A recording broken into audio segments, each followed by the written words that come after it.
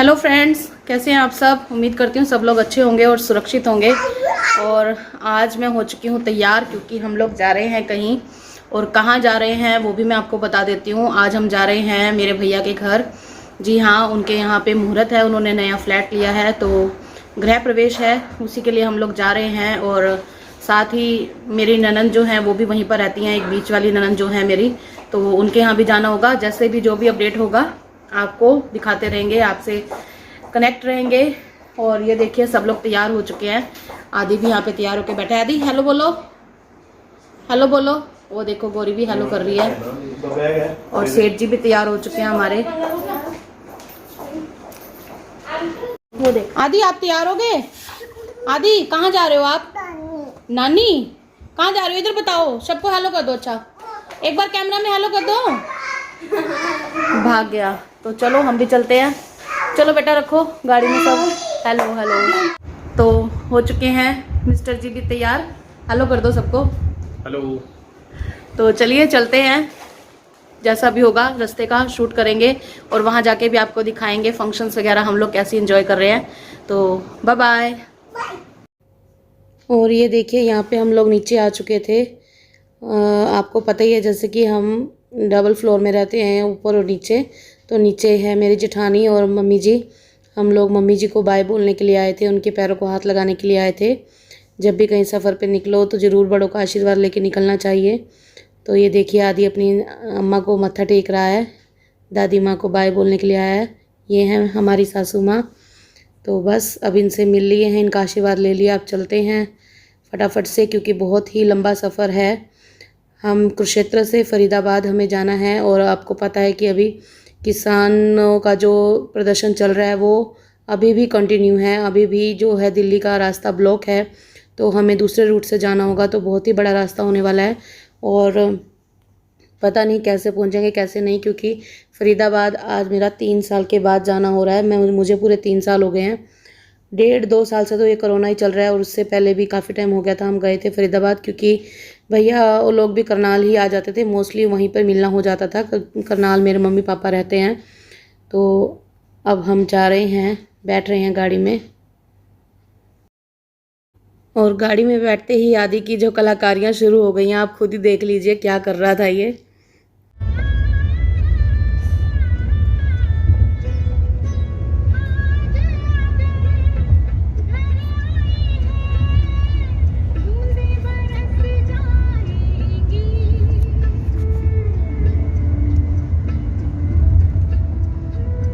तो देखा ना आपने, जब भी गाड़ी में सॉन्ग चलता है या घर पे भी ऐसे ही हम सॉन्ग चलाते हैं तो ये सिंगर साहब बन जाते हैं हमारे छोटे उस्ताद। और यहाँ पे हम लोग करनाल पहुँच चुके थे, और ये है करनाल हवेली का थोड़ा सा हल्का सा पार्ट में शूट कर पाई, क्योंकि गाड़ी बहुत स्पीड पे थी। और ये भी मैं आपको स्लो करके दिखा रही हूँ। और मुझे पता ही नहीं लगा कि कब करनाल पहुँच गए हम। ये देखिए यहाँ पर तो ये करण लेक का व्यू है, जो कि करनाल की फेमस लेक है। तो मैं शूट ही नहीं कर पाई, मुझे पता ही नहीं लगा कब करनाल पहुंच गए हम लोग। और ये हैं पक्के पुल वाले बाबा जी, आप भी इनका दर्शन कर लीजिए, इलाही बख्श जी। इनके यहाँ बहुत मान्यता है, बहुत ही मान्यता है। हम लोग जब भी दिल्ली या घरोंडा, ये ना घरोंडा में पड़ता है एक्चुअली, जब भी हम लोग यहाँ से निकलते हैं तो यहाँ पे ज़रूर दर्शन करते हैं, ज़रूर। और अब इसके बाद हमने सीधा मोरथल जाके ब्रेक लगाई थी। 3 घंटे का सफ़र हमने मोरथल तक का बिना कहीं रुके तय किया था। उसके बाद बच्चों को वॉशरूम वगैरह जाना था, थोड़ा सा चाय पानी पीना था, तो हम लोग यहाँ पे आ गए थे। और यहाँ मोरथल में ना दिल्ली एंटर करने से पहले बहुत ही ज़्यादा ढाबे हैं, बहुत ही फेमस मतलब हैं। यहाँ पे आते जाते टूरिस्ट यहाँ पे बहुत रुकते हैं। एक नहीं पता नहीं कितने ही हैं यहाँ पे ऐसे ही ढाबे। कोई पहलवान ढाबा, कोई सुखदेव, कोई अमरीक, मतलब कुछ इस तरह से ही काफ़ी सारे हैं। मोरथल फेमस ही ढाबों के लिए है। तो ये दिल्ली एंटर होने से पहले आता है, लेकिन हमें दिल्ली एंटर नहीं होना था, क्योंकि किसानों की वजह से जो प्रदर्शन चल रहा है वो अभी भी दिल्ली की एंट्रेंस बंद थी। अगर फरीदाबाद जाना था आपको तो हमें दूसरा रूट लेना पड़ा, KMP वाला। और वहाँ पे जाके ये इतना हमारे लिए न्यू था, क्योंकि हम लोग फर्स्ट टाइम यहाँ से जा रहे थे और हमने मैप पे भी लगाया हुआ था, लेकिन फिर भी पता नहीं क्या हुआ क्या नहीं हुआ। अचानक से ड्राइवर ने या तो बोर्ड का ध्यान नहीं दिया या क्या चक्कर था, मुझे कुछ भी नहीं पता, लेकिन हम लोग गलत रूट पे निकल गए। और जो हमारा शॉर्टकट था वो छोड़ के हमें पूरा फ्लाईओवर घूम के दोबारा से आना पड़ा। हमें सीधा पलवल उतरना था, लेकिन हम लोग मानेसर से गुड़गांवा होते हुए फिर वापस फरीदाबाद आए, तो हमारे 1.5-2 घंटे एक्स्ट्रा लग गए। कहाँ तो हम लोग दोपहर को 12:30 बजे चले थे और शाम को हमें 5:30 बजे तक पहुँचना था, लेकिन हमें घर पहुँचते पहुँचते 7, 7:15 बज गए थे। तो इतना ज़्यादा थकावट हो गई थी, इतना ज़्यादा थक गए थे हम लोग कि जाके कुछ शूट करने की हिम्मत ही नहीं हुई। और फ़ोन की बैटरी भी ख़त्म हो चली थी, क्योंकि गौरी का फ़ोन तो हम लेके नहीं आए थे। बस यही था कि बच्चे को फ़ोन क्या करना है, और इनके वाले फ़ोन पे भी हमने मैप लगाया हुआ था, ड्राइवर के पास टच वाला फ़ोन नहीं था, तो ज़्यादा कुछ शूट ही नहीं कर पाई। ये देखिए, यहाँ से कुछ अलग रूट शायद जाना था, पर पता नहीं क्या हुआ। चलो खैर कोई बात नहीं, पहुँच तो गए, लेट सवेरी सही। बच्चे तो पता है रास्ते में क्या कहने लगे थे, बच्चे बोलने लगे थे, मम्मा आज हम पहुँच भी जाएंगे या नहीं। तो वही होता है ना, जो वहाँ के लोकल रहने वाले लोग होते हैं या डेली आने जाने वाले लोग होते हैं, उनको तो रूट का पता रहता है, लेकिन हमारे लिए सब कुछ बिल्कुल नया था। तो हो गई गलती, निकल गए थे गलत रास्ते पे, लेकिन पहुँच गए। और इतना लेट हो गए थे कि हमारे यहाँ पे जब मुहूर्त होता है ना, तो उससे पहले दिन एक थापा लगाया जाता है। थापा यानी दीवार पे एक होता है, जो यहाँ के हरियाणा के रहने वाले लोकल लोग होंगे वो लोग जानते होंगे।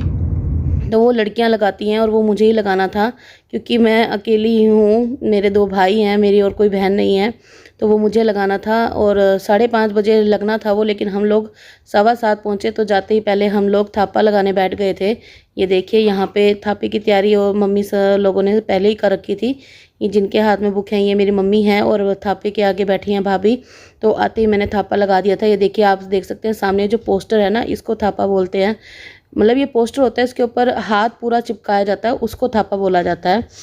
तो ये सब कुछ यहाँ पे ट्रेडिशन चल रहा था, और मैंने आपको इसकी एक शॉर्ट वीडियो भी शेयर की है। तो यहाँ पे ना कुछ 5 एक गीत गाए जाते हैं, जिनको आप भजन भी बोल सकते हैं। तो 5 या 7 इस तरह से गाए जाते हैं। तो इतना तो मुझे भी नहीं आते हमारे हरियाणा के लोकगीत, और कोई था भी नहीं साथ देने वाला जिसको अच्छे से आते हों। तो बस जैसा भी था छोटा मोटा हम लोगों ने शुभ कर लिया था यहाँ पे। शुभ मतलब कि मना लिया था थोड़ा सा, जो भी ट्रेडिशन है हमारा, जो ज़रूरी होता है। और ये बैठी हैं मेरी बुआ जी, सबसे छोटी बुआ जी, मेरी 4 बुआ हैं। और वो देखिए पीछे मेरी भतीजी लगी हुई है खेलने में, उसको बुआ का पर्स पसंद आ रहा था, तो वो पर्स लेके घूम रही थी। और बस चलिए आप भी सुन लीजिए हमारे थोड़े से छोटे से गीत का मैं आपको क्लिप सुना देती हूँ।